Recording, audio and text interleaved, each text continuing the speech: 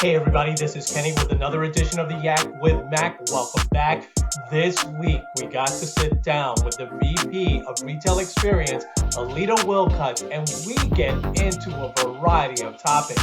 Prepare to be inspired. Listen in.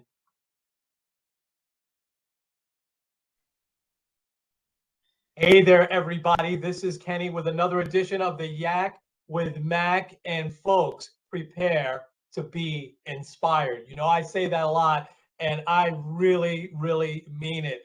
We have got one of the greatest leaders in our company today that is just doing a phenomenal job. I happen to also be in her organization, so it is a thrill to get to talk to her. It was a thrill to get to talk to her a few weeks back.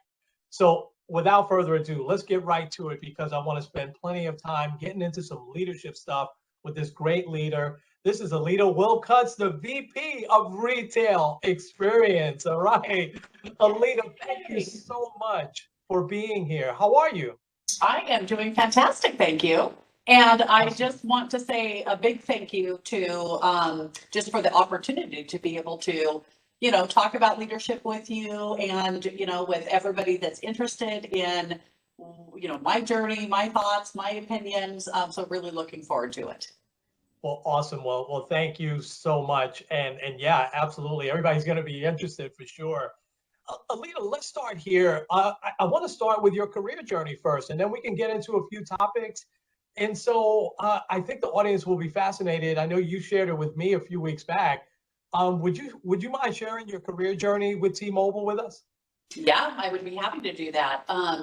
So I've been at the company for a very long time. I've been here for 20 years.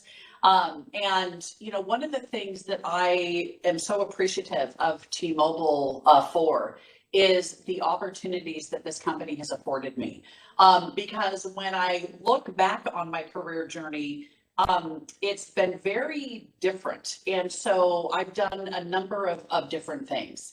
And when I started at T-Mobile, gosh, it was back in 2001, and I was actually out in the field, and I was a field leader for what was the dealer channel at the time. So it's different than our TPR channel that we have today, in that back in those days, we actually had multi-carrier dealers. And so we had dealers that carried both, or three carriers. So it could be T-Mobile, Verizon, AT&T. It could be T-Mobile, Sprint, Verizon.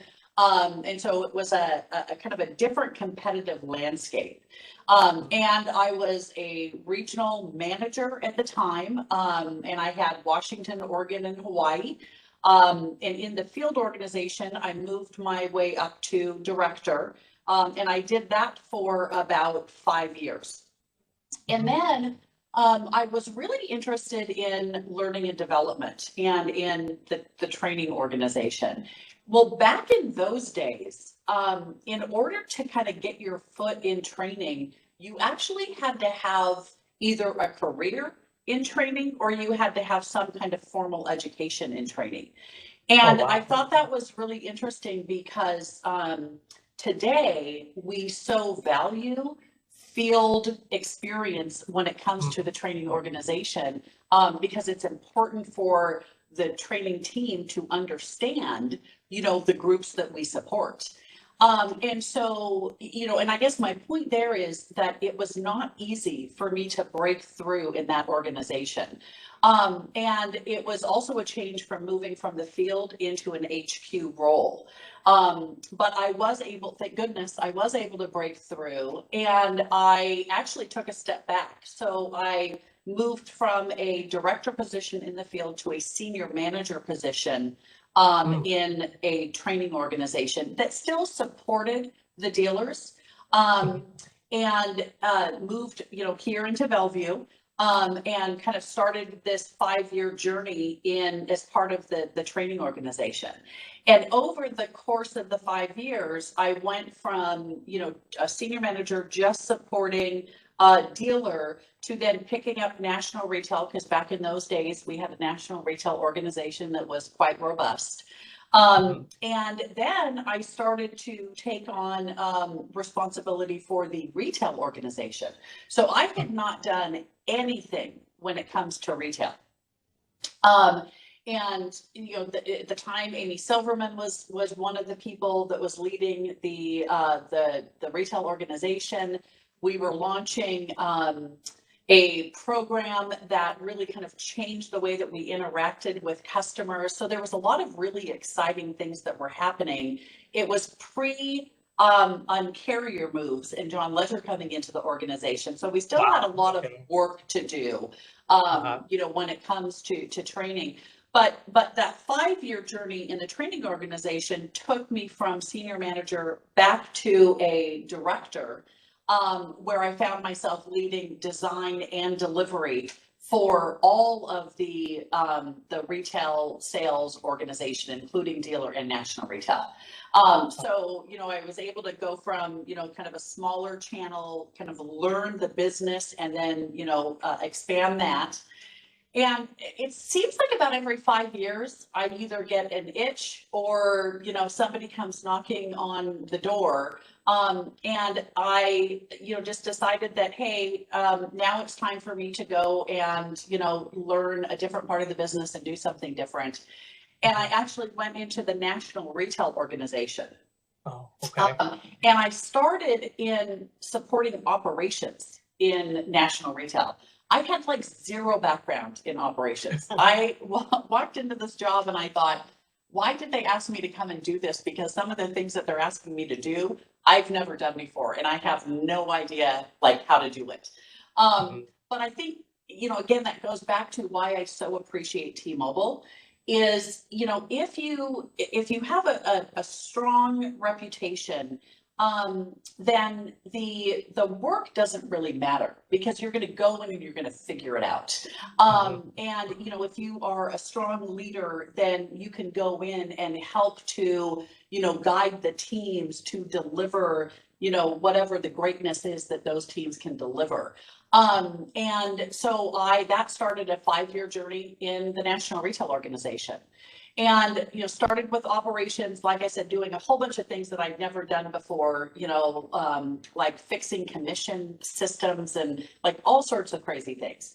Yeah. And that was at the time when the AT&T deal didn't go through, for, those of you that, have been around that long. And I thought, oh my gosh, I thought that deal was going to go through. And when it didn't go through, I thought, I better like get back into sales, because I actually did not think that T-Mobile was going to be long for the ride. And so I thought I better get back into sales because it will be easier for me to get a sales job outside of T-Mobile than an operations job. So I stayed in national retail and I went to run the national retail accounts. So I started working with, Costco and Best Buy and Walmart and Target and you name it, all of the national retailers that we had at the time. And then at a certain point in that national retail journey, we decided that we no longer wanted to do national retail because this is once we had started to launch our uncarrier. So Ledger had come in. We started launching our uncarrier moves, and we started to turn the business around. And we didn't need, the terms of these agreements that we had. It was a very, very expensive channel, and we quite frankly didn't need them anymore. And so I found myself at a crossroads because I was my VP at the time.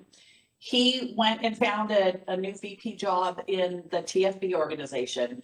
And so I found myself with Doug Chartier closing the channel down.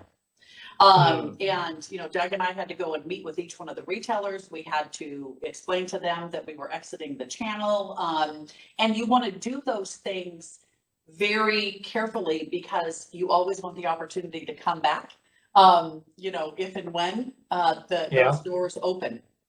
And so I think we handled it the best that we could, but I found myself out of a job.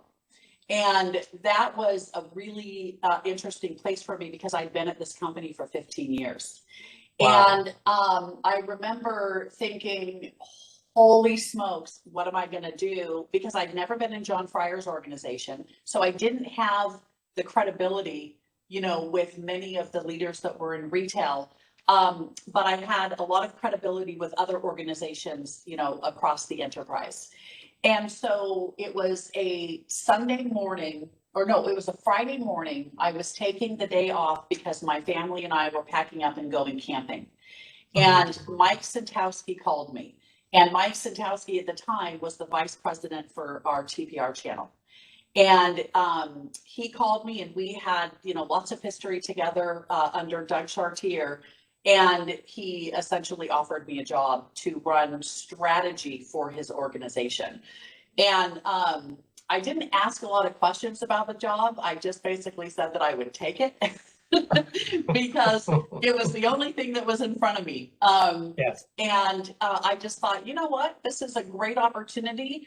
I'm going to stay at the company, and I'm going to learn something completely new and different, because I had history in dealer, but I didn't have history in this new dealer organization. And I certainly had no history in running strategy. And so I ran that. So that was kind of when I entered into John Fryer's organization. And once that happened, then instead of every 5 years my job changing, about every year my job has changed. Oh, wow. So there's been a lot of change in just the last, 5 years. So I started in TPR strategy under Mike Santowski. I did that for about 9 months when Christy Sandoval knocked on my door and said, hey, I need you to come and run the operations team for retail and support her in this HQ job. Wow. And that was when I picked up all of store operations. I picked up all of our technology that's in our stores, everything that was, part of the operations team. And that was another one where I thought, did they call the right person? Because I've never done any of this before. But again, just another reason why I so appreciate the leadership of this company. I go back to, if you have a good reputation and you have relationships, then opportunities will find their way to you. And so I did that for about a year when Christy was asked to go and lead integration. And then I was one of the people that she pulled out to be 100% dedicated to focus on integration. So I did that for about 2 years before, and we planned everything. I mean, you've probably heard that we had a 600-page playbook. We had a 600-page playbook. Wow. That we created, and we did all of that. And then the DOJ stepped in, and it was going to take us a little bit longer, to get this deal done with Sprint. Yeah. And so I went back into my operations job. And then, the integration happened, a global pandemic happened. And when we, kind of came out of integration, then that's when Dara, stepped into what my old job was. Dara Sadri stepped into my old job. And then I moved into the retail experience. And once again, stepped into retail experience, which is merchandising, store design, strategy for our retail, portfolio and our retail stores. And once again, all work that was brand new to me that I'd never touched before. And so I just feel really lucky and thankful, because I believe that it's made me a better, well-rounded leader. And I have a different kind of respect and understanding for how this organization and how this business runs, because I've seen it from so many different angles. And, and this is a massive machine. I mean, it takes a lot to make this business go. And so anyways, that's my journey, and it's been, knock on wood, it's been amazing. And I hope that, it continues to be amazing. Absolutely amazing. Wow. And usually I ask what were the lessons along the way. You've already said them, but I want to go back to the relationships piece. So all of those relationships that you built over the years, how do those help you today in your current role? Well, I'm actually going to take a quick step back to the integration role, because the interesting thing about leadership, and one of the kind of lessons that I've learned is it doesn't matter if you have an organization of 100 or 200 or more people, or if you have an organization of two. Um, but it's our job as leaders to move things forward and get things done. And and part of the reason why Christy earmarked me to step out of my job in operations and move into, being a dedicated role for integration was because she knew about the relationship web that I had cast and built across so many of the different groups here at T-Mobile.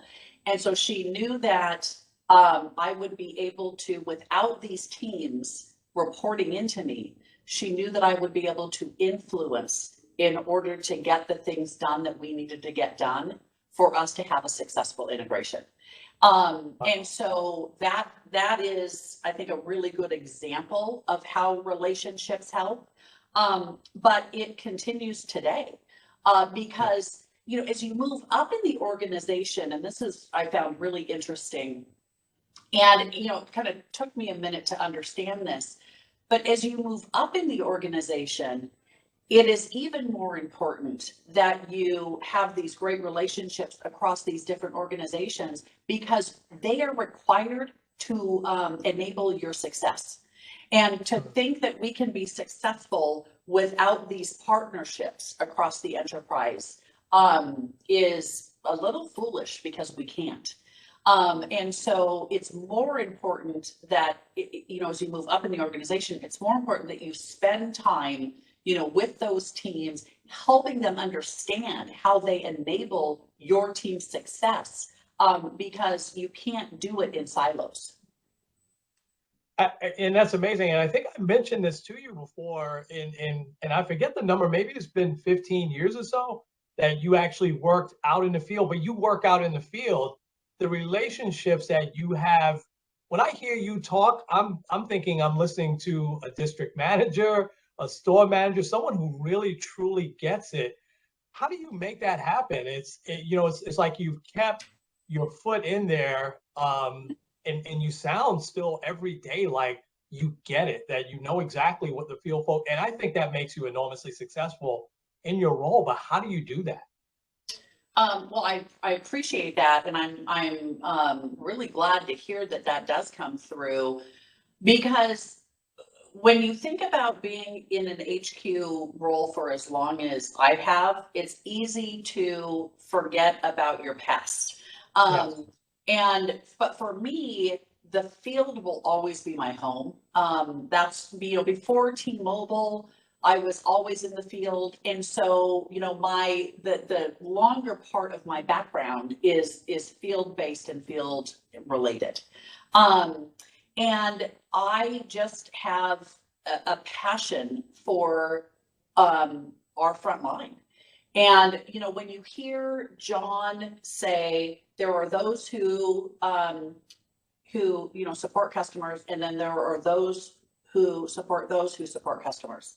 Mm-hmm. I take that super, super seriously. Like, we support our front line, and we need to make sure that we are doing things that help them and don't hurt them. And, I, especially early on coming into John's organization, it would drive me crazy. Some of the marketing promotions and offers and things that would be coming through the system, because I thought, this is going to be a nightmare for our front line to deliver against. And Yes. But nobody ever pushed back. And it's not like, if you push back, it doesn't mean that, you are a mean person, or, for women, we'll also oftentimes be deemed as, the B word. Mm-hmm. You can push back, and you can ask questions, and you can be inquisitive, and you can, articulate the reasons why you disagree, and, advocate for the front line without it turning into, something that becomes personal.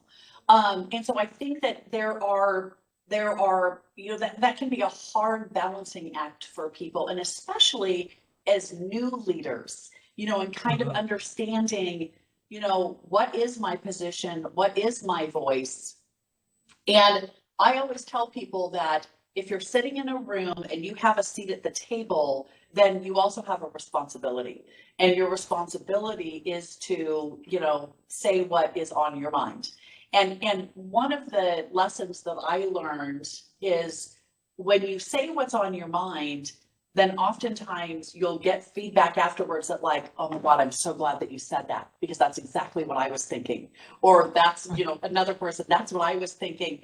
But there's this reluctance or this fear in actually, using the voice. And it doesn't mean that I always get my way, because there are many offers and promotions that we went ahead and, we moved forward with. But I always, if I adamantly disagreed, I always took it to Christy and John, and I just said, hey, you need to understand what this experience is going to be. If the revenue is more important than the experience, I will support it 100%. And sometimes that was the answer.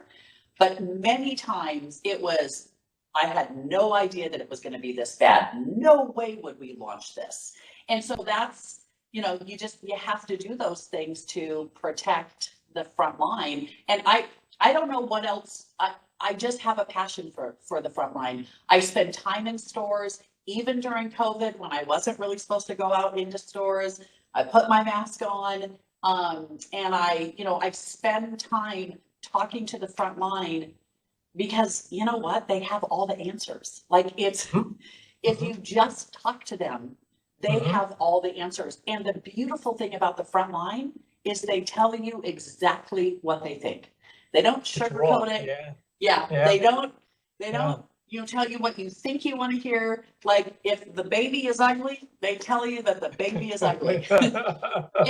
and my leadership style is I'm candid, probably to a fault. And I like it when people are candid with me. I have very thick skin. It takes a lot I don't really get my feelings hurt, because typically it's not about me. It's about, other things that are going on. And I like it when people tell me the truth, because I think when we know what our opportunities are and what we can do to help better support them, then it's our obligation to go back and do something with that. No doubt. Oh, that is awesome. Let me ask you this. What have you seen? Because obviously you spend a lot of time out in the field, but between the field and HQ, what would be maybe 2 or 3 things that you would like to see leaders get better at, especially going forward into 2022? Oh my gosh, that's such a great question. And in fact, I don't know if you have heard of a program that was called Connect with Retail. Is that No. familiar to you? Okay. No. Well, way back in the day, we did have a program where we had directors and above from HQ go out and spend 3 days in retail stores. And then, of course, for a variety of different reasons, we walked away from that program. And we're actually bringing that program back in January of 2022. Oh, wow. And I'm really excited about that program, because the biggest disconnect that I see with leaders in HQ is some of them have never stepped foot in a retail store, and it is totally obvious. Like it shows up in so many different ways. And they'll create programs, they'll create offers, they'll create policies that if they spent a day in a retail store, they would very quickly understand that that won't work. Like it won't work. You're building something from an ivory tower that is going to be painful for our frontline to execute against. And so that's, probably the biggest opportunity. And it's less about those of us at HQ that support retail. All of the people that are here on the floor with me that are part of this larger organization, we're out in stores all the time. We go we think we had a store meeting on Sunday. So many of us go and observe the store meetings. We participate in the store meetings. So we have a lot of our folks that are out in stores on a regular basis, but it's the other HQ organizations, like our supply chain people, they don't go to stores. The marketing teams, they don't spend the kind of time that they probably should in stores. And I get it. People are overwhelmed. They're busy. We have more work than we have, people. But it's important to understand, the retail channel, the care channel, all of the sales channels. It's important to understand what we do impacts them. And so spending time out in stores makes a really big difference. So awesome. we're gonna force it through this program that we're gonna be launching early next year. I think awesome. That we're gonna see a lot of our HQ leaders tell us thank you, thank you so much for kind of forcing this on us. Because anytime people spend time out in the stores, they're always like, oh my gosh, I can't believe it took me so long to do this. Yeah, eyes wide open, absolutely. You've given so much to me this afternoon, and I can't wait for new leaders to hear this. I have one more question for you. What does Aleeta do to develop herself? What do you do for continuous learning, and what kind of pattern or tools, resources that you use to continue to develop yourself?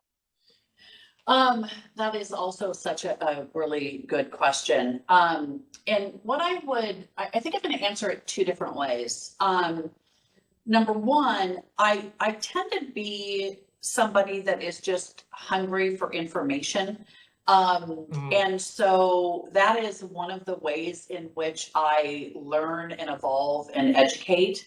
And there's a variety of different ways that I do that. I've become super into podcasts. And just the fact that I will go out and take the dogs for a walk, and instead of just taking the dogs for a walk, sometimes I do need to just have clear headspace and nothing in my ears, and I just need to have that moment. But many times I find that it's just a great opportunity to listen to a TED Talk, go out and find something that I'm interested in, and get that kind of the information while I'm doing something else, because time is limited, and it's become harder and harder to find or make the time to invest in yourself. So I do a lot of that, a lot of education and just things that I'm interested in, anything that I learn helps me to become a better leader, because as you educate yourself, you develop and you evolve.